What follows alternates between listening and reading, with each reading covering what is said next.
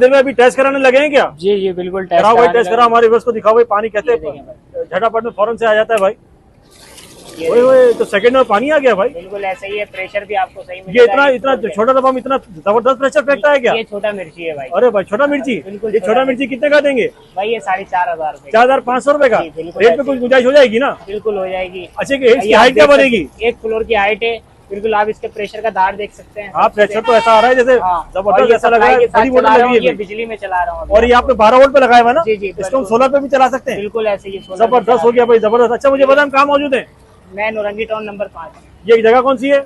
ये गौसुल आजम मस्जिद है। हाँ मैं नौरंगी टाउन नंबर 5। ठीक है। Shop number 24। Shop number 24। Adil नाम आपका? जी। आदिल भाई नंबर दे दो। 0344 080 4050। अच्छा हमारे पास जितने भी आइटम ये पड़े हुए सब ऑनलाइन मिल जाएंगे ना? बिल्कुल बिल्कुल मिल जाएगा। एक बार देख लीजिए पूरी पंप की माशाल्लाह दुकान है। 12 वोल्ट के सारे आइटम इनके मौजूद। सोलर से मुतालिक जितनी भी चीज आपको चाहिए यहाँ मिलेंगी। बहुत शुक्रिया आदिल भाई। ठीक है भाई।